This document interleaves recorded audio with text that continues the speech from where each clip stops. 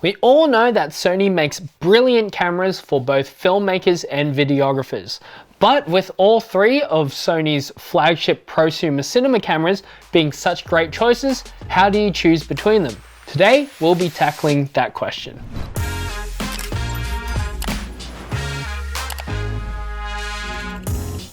In today's video, we'll be looking at the FX3, the FX6, and the FX9. We'll be looking at what's similar between these three cameras, what sets them apart from each other, as well as looking at some sample footage before wrapping it up with some final thoughts.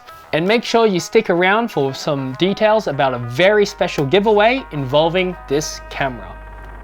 When you look at all these cameras on the surface, they're all pretty similar. The list is quite extensive with their similarities, so I'm just going to read them off my laptop so it's a little bit easier. So these are all full frame E-mount cinema cameras from Sony, capable of shooting 422 10-bit 4K x AVC files. They can all shoot S-Cinetone color in case you don't want to grade, as well as being able to shoot S-Log3 and HLG. You can shoot 16-bit RAW to an external recorder. They have 15 plus stops of dynamic range, excellent low light, excellent autofocus, stabilization via catalyst browse, all have full channel audio via 2 XLR inputs, and the option to record to SD cards. In summary, these are all fantastic cameras, but when you look beyond all of these numbers and features, this is where they start getting really different. So let's start looking at each camera and what makes them unique. Let's start off with the smallest one of the three, the FX3. Now, as you may notice, this resembles an A6000 series or a A7C style body, which makes this camera quite familiar to any Sony mirrorless shooter, jumping from mirrorless to a more video-orientated camera.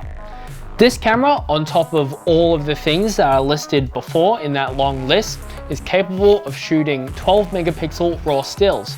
So this camera is excellent for traveling in case you want to pack really small and light, and in case you wanted to take both stills and video on your trip.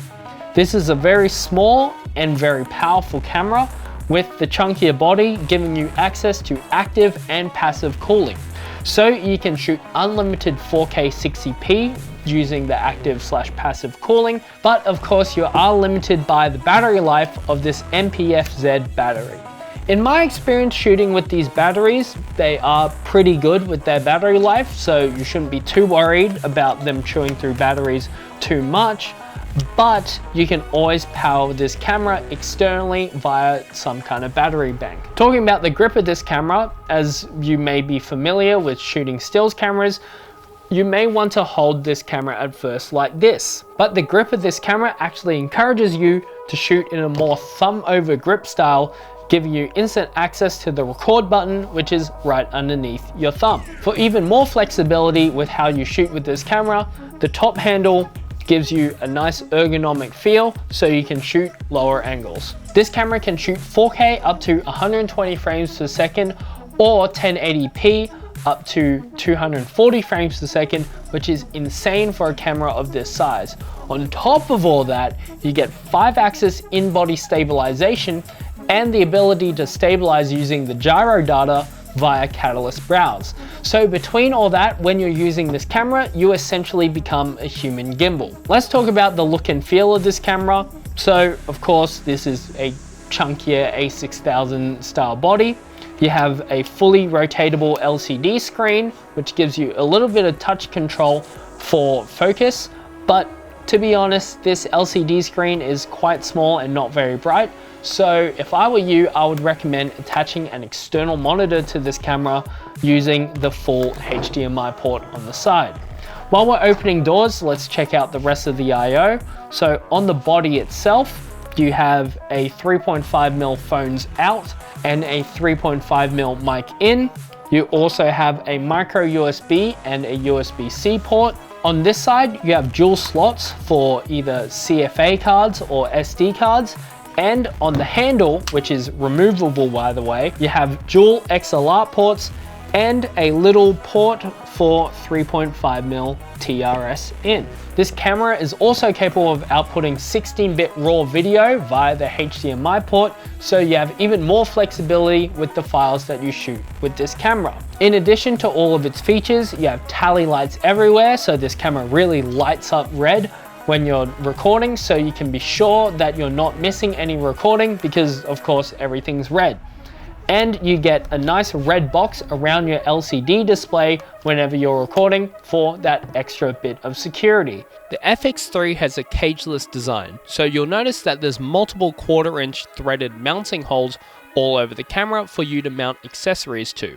In theory, this is so you can use the camera and mount any accessory that you need to it without a cage, but I would still recommend using a cage anyway because it adds some extra protection to your camera, and the spacing of these mounting holes may not be adequate for some accessories.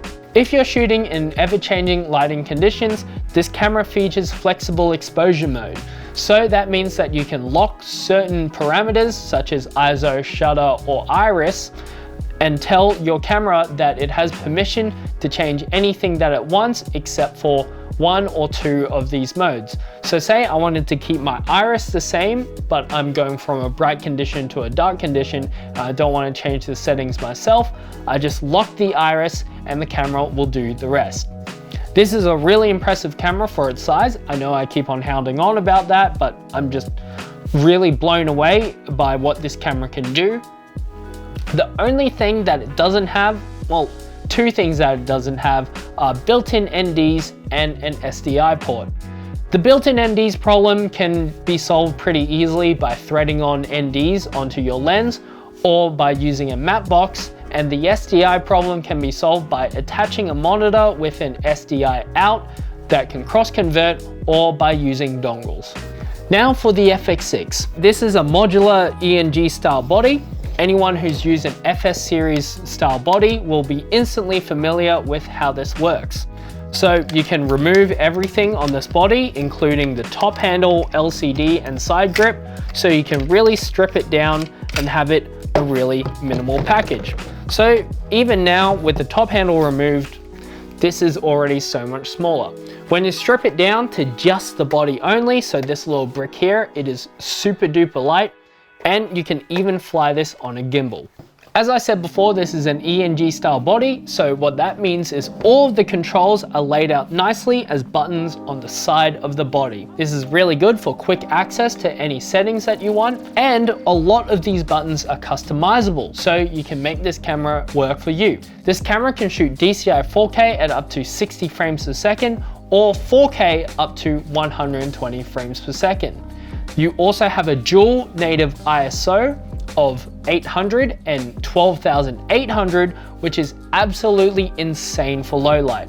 In case you're wondering what native ISO is, that's just the ISO sensitivity that your camera's sensor will be tuned to capture the most amount of dynamic range. So having one lower and one higher with dual native ISO allows you to shoot in low light and capture the most amount of detail without having to worry that you're pushing your camera way too much. You're also able to output 16-bit RAW video via the 12G SDI port on the back.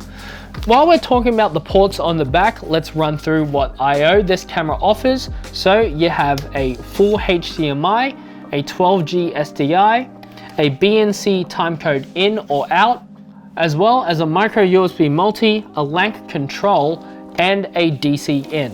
On the other side of the camera, you have dual SD card slots or CFA card slots, a 3.5mm phones out, and a USB-C port for upgrades. On the handle, you have 2 XLR inputs in case you wanted to mount some kind of XLR microphone or interface onto this camera.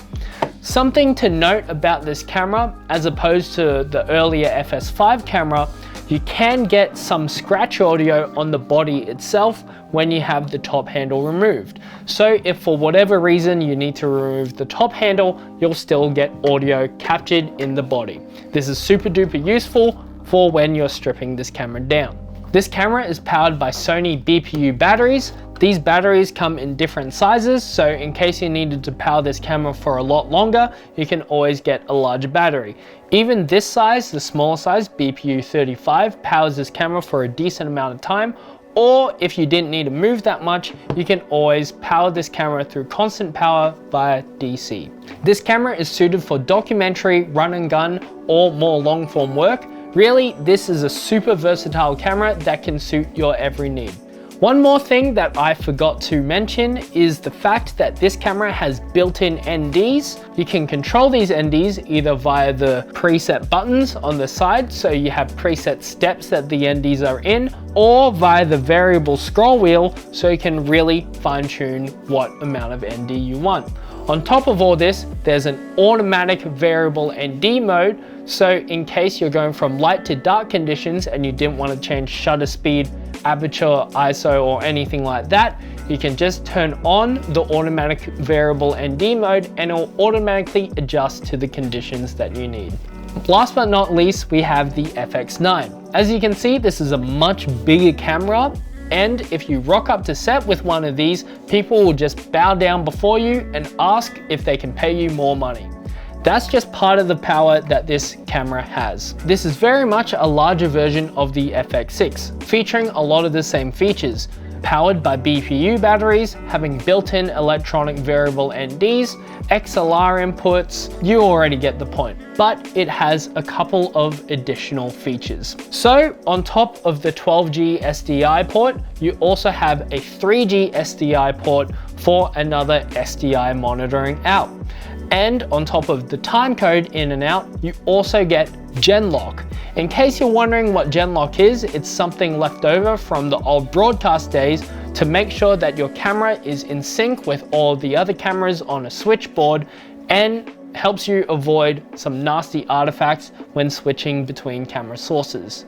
You're also able to shoot DCI 4K in a Super 35 mode, and in firmware version 3.0, which should be coming out soon, you can shoot in anamorphic and Super 16 center scan modes. Firmware is quite a big deal on this camera. There's actually a firmware roadmap on Sony's website detailing what they're planning on releasing in the future updates of this camera. This camera also features dual native ISO 800 and 4000.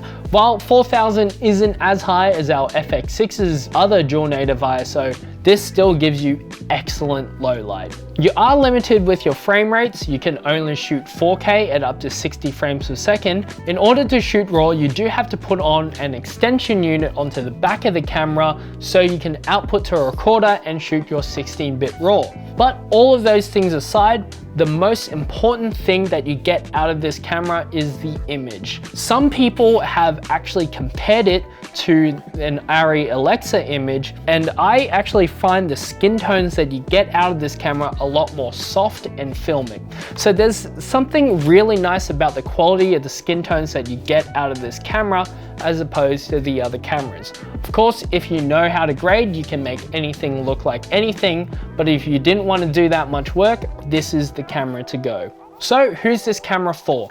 I think that even though this is an ENG style camera with its single operator functionality and the fact that you can mount it on your shoulder straight out of the box with this built-in shoulder pad and included extension arm, with its larger size and this almost PL mount style lens mount, I think that this camera would be more suited for productions with larger crews such as TV commercials, short films, or even music videos. In terms of what you get with this camera, you're pretty much looking at a complete kit. I mean, with the omission of this ECM673 microphone and probably the omission of XQD cards. By the way, this camera only can shoot to XQD cards as its main media, but you can shoot proxies to SD cards if you need. In terms of what we get out of the box, we get the camera itself, of course, a BPU battery, this nice viewfinder loop so you can shoot in the sun and still see, and you can get this camera with this lens if you want to. This lens is a 16-35 t3.1 lens.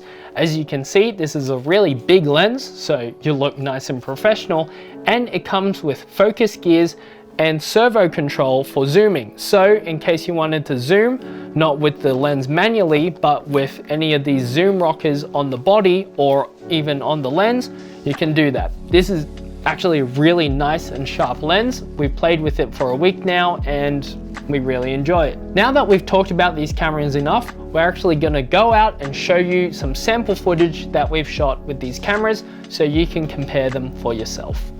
All three of these cameras have access to Sony's Catalyst Browse. Catalyst Browse reads the internal gyro data so you can stabilize the footage in post. You do need to stabilize one clip at a time as there's no option to stabilize multiple at once, but this does give you some buttery smooth footage even when you're shooting handheld. Remember, stabilizing clips this way takes quite a bit of time, so you need to factor this into your post-production workflow in advance. Now we're gonna go out and test each of these cameras outdoors in some real life application settings. We're gonna be shooting all of this footage across all the cameras on the same lens and in S-Cinetone so we get consistency and you can see what the colors look like straight out of the camera. Right now we are shooting with the FX3 using its first base ISO of 800. Now let's crank it up to 4000, and now we've cranked it up to 4000. Everything else is the same in terms of all the other settings like shutter speed, iris, and all of that. As you can see, with that dual base ISO, you get two very clean images at a lower and a higher ISO. Once again, great for you low light shooters. Now you're looking at footage out of the FX6. Once again, this is S-Cinetone, so you can see the colors straight out of the camera. Right now, we're shooting at the first base ISO sensitivity of 800. And now we're shooting at the second ISO, 12,800. Now, it is a little bit overexposed, as you can see, so we're gonna put some ND on. So right now, it's got an 1/8 of a stop of ND, which brings us down to proper exposure. As you can see with the footage, even with this high ISO, the footage looks really, really clean, which is great for you low light shooters. Last but not least, we are shooting with the FX9. Once again, same settings for everything, S-Cinetone, same shutter speed, etc. with its first base ISO of 800, and now let's crank it up to 4000. Now we're shooting at 4000, you can see again, very clean image at both ISOs. This is really, really good, even in a big cinema body like the FX9, to be able to have such great low light sensitivity for anyone who's using an E&G style camera for documentary or run and gun shoots. Now that we've lost some of our natural light, we've brought in some lighting of our own. So we've got an aperture 120D with a light dome up here and a Nanlite Pavo tube behind me, giving me a little bit of hairlight. Very simple lighting setup, but this gives us the opportunity to see how each of these cameras perform using some of your own lighting. So first off, we've got the FX3 using its base ISO of 800 and once again in S-Cinetone. Now let's move on to the FX6. Now we've moved on to the FX6. We're using all the same settings as before. I didn't mention when we were using the FX3 that we'll be shooting all these tests at the first dual native ISO of 800. So the first test, this test, and when we move on to the FX9, will all be shot at ISO 800 so you can see the consistent look throughout. Last but not least, we've got the FX9 using all the same settings as the other cameras so you can see my pretty little face side by side in all of these cameras using this lighting scenario. After shooting with the FX3 and the FX9 all day, unfortunately, the batteries did die, but we've still got the FX6 with a little bit of life left in it, so now's a great opportunity to test out its other dual native ISO of 12,800.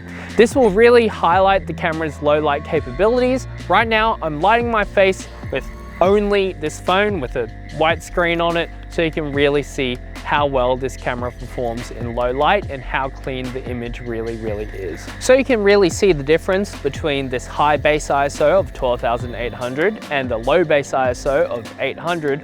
We're gonna bring the camera down to 800 right now. Now that the camera's at 800, hopefully you can really see how dark it is compared to 12,800. This really highlights how nice of a feature it is having such a high secondary base ISO, so you can really shoot this camera in less than optimal scenarios and still get an excellent and clean looking image. Every one of these cameras are excellent cinema cameras.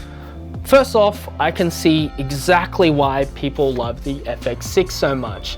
This is a really small, powerful and compact body and will do everything that you need all in one package. The FX9 actually really interests me as a bigger, beefier production camera for any bigger productions such as TV, commercials and short films, but if I were to add one to my kit, I would actually recommend using the FX3. This camera punches well above its weight class in terms of its features and power, having all of the features that these bigger cameras have in such a small compact body, plus the ability to shoot stills, and you can just chuck this into your backpack and you're ready to go, makes this a really versatile option for filmmaking. Now, let's talk about this week's giveaway. We're actually giving you guys the opportunity to shoot your dream project with the FX6 with a 2-week rental voucher. You could rent this FX6 body up to 3 lenses and accessories for 2 weeks, and you can use the voucher in any time within 6 months. All you need to do is make sure that you're subscribed to the channel, you've liked this video, you're following us on Instagram, and you found the post that details the giveaway. I also want you guys to comment down below what your dream project you would be shooting with this FX6 rental package in order to be in the running to win the rental package. As always, our winner will be announced on Instagram, so make sure that you're keeping an eye out. If you need any more details about any of the products mentioned in this video, they're all linked in the description below. Follow us on Instagram for the latest in gear updates, tech news, and giveaways. Thanks heaps for watching and happy shooting.